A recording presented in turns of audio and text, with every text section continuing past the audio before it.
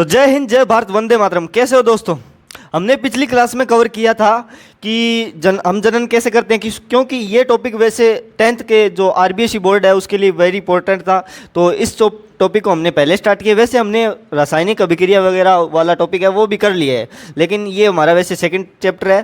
तो उसमें हमने क्लास में क्या क्या पढ़ा था, उसकी परिचय पढ़ा था जनन के बारे में, और मतलब टाइप्स वगैरह के बारे में पढ़े थे। और हमारा जो दो मेन ऑफ पॉइंट थे वो रह गए थे, लैंगिक जनन और अलैंगिक जनन। लैंगिक जनन मैंने आपको बताया था, लैंगिक में क्या होता है, दो युग्मक, दो नर और मादा मिलकर क्या करते हैं, जनन करते हैं, और युग्मकों का क्या होता है, संयोजन होता है। और अलैंगिक में सिर्फ एक ही पेरेंट होता है, मतलब वही माता होती है, वही माता होता है और वही पिता होता है। अब इसमें क्या होगा, को जो युग्मक है ना वो होते ही नहीं है, ठीक है, युग्मक नहीं होते। तो आज इन्हीं के बारे में चर्चा करते हैं। जो अलैंगिक जनन है, देखो अलैंगिक जनन में सबसे फर्स्ट टॉप आता है अपने कै खंड, यानी कि आप फर्स्ट मान सकते हो, सेकंड मान सकते हो, या मैंने कै लिखा है तो आप उस हिसाब से डायग्राम बनाकर या फिर अपने नोट्स के थ्रू लिख सकते हो, ठीक है। तो कै का अगर बात करें तो विखंडन, फर्स्ट विखंडन भी दो प्रकार के होते हैं, एक द्विखंडन एक बहुखंडन। द्विखंडन का मतलब आप समझ रहे हो कि अगर दो टुकड़ों में बटेगा तो द्विखंडन हो गया, और बहुखंडन का मतलब आप समझोगे कि दो बहुत सारे टुकड़ों में, जैसे अमीबा वगैरह, या ये क्या होते हैं, मतलब बहुखंडित होते हैं। इनको एक बार काट दे तो क्या होगे, अलग अलग टुकड़ों में बट जाएंगे, और वही अलग टुकड़े क्या होंगे, एक नए जीव का निर्माण करेंगे, ठीक है मेरे भाई। अब विखंडन की बात करें तो विखंडन एक कोशिकीय दो भागों में बट जाती है। अमीबा के बारे में सुना है आपने, अमीबा क्या है, एक कोशिकीय जीव है, और वो क्या होता है, दो भागों में बंट जाता है, और दोनों भाग एक नए जीव का निर्माण करते हैं। एग्जाम्पल की बात करें तो अमीबा, बैक्टीरिया और पैरामीशियम, ठीक है। अब बात करते हैं बहुखंडन। देखो बहुखंडन में क्या होगा कि एक कोशिका एक साथ कई संतति में बंट जाती है, यानी कि एक कोशिका होगी अलग अलग संतति में, यानी कि उससे संतान उत्पत्ति होगी, ठीक है। आगे बात समझ में, एग्जाम्पल के अगर बात करें तो प्लाज्मोडियम में क्या होता है कि वो अलग अलग में बंट जाता है, और वो सारे अलग अलग एक नए जीव का निर्माण करते हैं, ठीक है। जैसे मान लो मैंने इस मार्कर को, ये मार्कर है या पेन मान लो, इसको अलग अलग काट दिया, और ये सारे जितने भी टुकड़े किए, 4 टुकड़े किए, तो चारों के चारों एक नए जीव में मतलब परिवर्तित हो गए, ठीक है। अब बात करें मुकुलन की, सेकंड, इसी का अलैंगिक का सेकंड पॉइंट है मुकुलन, ठीक है। मुकुलन, या हम इसको मतलब आप अलग नाम से, सेकंड नाम क्या है ये कमेंट में बताना, ठीक है। देखो शरीर पर एक उभरा भाव मतलब उभार बनता है, ठीक है। उभार कैसे बनता है, जैसे मान लो, जैसे ये हाइड्रा है मान लो, ठीक है, और ये हाइड्रा के ऊपर एक ऐसा उभार बनेगा, और ये हाइड्रा है, ये एक उभार बड़ा होकर इससे क्या हो जाएगा, अलग हो जाएगा, बड़ा होकर अलग हो जाएगा, और ये क्या बन जाएगा, एक नया जीव बन जाएगा। आ गई बात समझ में। अगला एग्जाम्पल मैंने बताया यीस्ट और हाइड्रा, ठीक है। खंडन की बात करें, खंडन का मतलब ये खंडित हो जाना, एकदम खिंडा देना हर चीज़ को, ठीक है। तो शरीर टुकड़ों में टूट जाता है, मतलब खंडित हो जाता है। अब मैंने गिलास लिया, उसको फोड़ दिया, तो वो क्या हो गया, खंडित हो गया, टुकड़ों में बट गया, और वही टुकड़े क्या बनेंगे, एक नया जीव बनेंगे, ठीक है। जो बड़ा होकर अलग हो जाता है यीस्ट हाइड्रा, खंडन में की बात कर रहे हैं ना, हर टुकड़ा एक नया जीव बनता है, कैसे, वैसे। आगे समझे। स्पाइरोगायरा क्या होता है, ये क्या होता है, मतलब जैसे ही टुकड़ों में टूट जाता है, खंडित हो जाता है, तो वो हर टुकड़ा क्या बन जाता है, एक नया जीव बन जाता है। आई बात समझ में। अब पुनर्जनन का क्या मतलब क्या है, पुनर्जनन समझ रहे हो इस चीज से, पुनर्जनन। और हम किस चैप्टर को पढ़ रहे हैं, हम जनन कैसे करते हैं या क्यों करते हैं, ये इस चैप्टर को कवर कर रहे हैं ना। तो देखो पुनर्जनन में क्या होता है कि शरीर के कटे हुए भाग से पूरा जीव बनता है। मैंने यही देखो, लगभग टॉपिक में क्या है, सेम ही है, कोई चीज़ कट गई, टूट गई, फूट गई, उससे मतलब जीव का निर्माण हो रहा है, और लगभग ये सेम ही है। मतलब आपने चीज़ों को समझना, आपको अगर चीज़ों को समझना आ गया ना, अगर थोड़ा बहुत ऊपर वाला या फिर कवर कर लिया, तो बाकी की चीज़ें क्या है, उसी के हिसाब से चलने वाली है, ठीक है। अब इसमें क्या है, शरीर के कटे हुए भाग को पूरा मतलब शरीर के कटे हुए भाग से पूरा जीव बनता है। ये है, इसको मैंने काट दिया। अब इससे भी एक जीव बनेगा, और ये तो जीव था ही, इसका भाग अगर काटा है, मान लो जैसे ये कोई एग्जाम्पल की बात करें हम, जैसे एग्जाम्पल की बात करें तो प्लेनेरिया और हाइड्रा। अब हाइड्रा है, इसको हम अगर इतने भागों में काट देंगे तो ये जितने भी भाग दिख रहे हैं आपको, ये क्या बनेंगे? एक नया जीव बनेंगे। और यही क्या है? पुनर्जनन। फिर से जनन हो गया। क्या हो गया? फिर से जनन हो गया। समझो बात को, ठीक है। अब बात करें इसी का, जो अगला है वो है बीजाणु। बीजाणु जनन। अब बीजाणु जनन शब्द से ही पता चल रहा है, कोई बीज वाला है। राइजोपस, राइजोपस में कैप्रिजियस, क्या है? सॉरी, लिखने में थोड़ा मतलब गलती हो गया है शायद,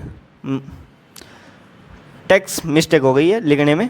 स्पेरिजियम, स्पेरिजियम है, ठीक है। स्पेरिजियम बनता है जिससे हजारों जीवाणु होते हैं। देखो, राइजोपस में स्पेरेजियम बनता है और जिसमें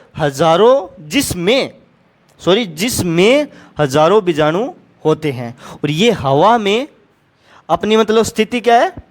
फैलकर उचित जगह पर अंकुरित होते हैं। मतलब इनकी तो वो भी क्या है, ये भी क्या है? माहौल देखने के बाद ही, या फिर उचित वातावरण या फिर हवा में फैलकर उचित जगह पर अंकुरित हो जाते हैं। आ गई बात समझ में? इसका ही अगला पॉइंट, पादपों में कायिक प्रवर्धन। पादपों में कायिक प्रवर्धन से क्या समझ रहे हो? दो प्रकार के हैं, प्राकृतिक होता है, नेचुरल होता है, और एक कृत्रिम, ठीक है। तो प्राकृतिक में क्या होता है? जो प्रकृति द्वारा, जैसे आलू उग रहा है, प्राकृतिक है। शकरकंदी उग रही है, प्राकृतिक है। प्याजिया उग रहा है, प्राकृतिक है। प्याज प्राकृतिक है क्या? प्राकृतिक है ना, सही है। अब देखो, प्राकृतिक चीजें हो गई, जैसे जड़ से शकरकंदी, मतलब जो जड़ से हो रही है ना, जैसे जड़ से शकरकंदी हो रही है, जड़ से ही आलू उग रहा है, जड़ से ही क्या उग रहा है? क्या उग रहा है? प्याज उग रहा है ना। ये हो गए जितने भी प्राकृतिक, जो जड़ से उत्पन्न होने वाली चीजें, मतलब वो प्राकृतिक हो गई। और कृत्रिम में क्या है? मानव द्वारा, मतलब आप गुलाब उगा दियो, एक बढ़िया सो उगा दियो गुलाब। अब गुलाब काम में के लेवा, कई तरीका काम में लेवा, गलत मत समझना, कई तरीके से, मतलब सेंट वगैरह बनती है उससे, और उसका मतलब किसी को देने के लिए, जैसे मतलब आप मंदिर वगैरह में जाते हो तो भगवान को देते हो कि नहीं, समझ गए। अब देखो, कलम मानव द्वारा निर्मित, ये मानव द्वारा मतलब फिजिकली उगाया जाता है। इसको फिजिकली मतलब वैसे हाथों से बोया जाता है, जिसको हम बोल सकते हैं कि इसकी हम कलम तैयार कर रहे हैं। तो ये क्या है? कलम वाला है। कलम में क्या होता है? गन्ना और गुलाब। गन्ना का कोई आज तक कोई बीज बना है? नहीं बना। आप चाइना वगैरह में देखोगे तो वहाँ पर तो बन चुका है। वो गन्ने इतने इतने ऐसे वैसे मतलब बांस टाइप के गन्ने होते हैं, और उनको मतलब अपने तो क्या है, इंडिया में ऐसे जोर लगा लगा के तोड़ें तो भी नहीं टूटेगा। और वहाँ पे क्या है, ऐसे केले जैसे छील सकते हैं गन्ने को, क्या केले जैसे छील सकते हैं। तो वहाँ का माहौल ही अलग है, अपने तो इतनी टेक्निक आई नहीं है, ठीक है। अब गन्ना हो गया और गुलाब हो गया, ये वो चीज़ें हैं जिनको कलम के द्वारा ही तैयार किया जा सकता है, ठीक है। अगली अब बात करें, जो लेयरिंग, मतलब लेयरिंग, ये क्या है? चमेली है, वो मतलब किस टाइप से उगाई जाती है? लेयरिंग पद्धति से। और जो ग्राफ्टिंग है, ग्राफिटंग है, सॉरी ग्राफ्टिंग, ग्राफ्टिंग में आम सेब दो पौधों के गुण मिलाकर आप मतलब एक पेड़ उगा दिया, उसी में आम का स्वाद भी है, उसी में केले का स्वाद भी है, तो वो क्या हो गया? ग्राफ्टिंग विधि होगी ना। मतलब दोनों के गुण मिला दिए और एक पौधा उगा दिया। आ गई बात समझ में? अब देखो, उत्तक, यार उत्तक संवर्धन, एक कोशिका से पूरा पौधा, एक कोशिका से पूरा पौधा, एक कोशिका से पूरा पौधा बनता है, यानी कि नवीनतम तकनीक। अब एक कोशिका का मतलब क्या हो गया? उस जो पौधे में है वो कोशिका क्या है? एक ही है, और उससे ही पौधा तैयार हो रहा है। तो क्या वो नई तकनीक होगी ना। आज आप देख रहे हो मतलब ज़्यादा कुछ कई ऐसे पौधे होते हैं जो एक कोशिकीय पौधे होते हैं, और वो किस तकनीक से उगाए जाते हैं? नवीनतम तकनीक से। ठीक है, अब फ़ायदे बताऊं, देखो फ़ायदे तो इनका यही है कि मतलब फल जल्दी आ जाते हैं बीज की तुलना में। पहले हम बीज उगाएंगे फलाना दिखलाना, फिर पत्ते आएंगे वैसे वैसे फलाना। अब इसमें क्या होता है, हमने आलू उगाया और आलू पाए, मतलब फल जल्दी मिलते हैं। मर्द पर्दे में समान गुण, मतलब अगर काट के भी है नहीं, मतलब आलू ने काट के भी उगा देगा बूट देगा नहीं तो वो आलू देवे ही को। आगे समझ में।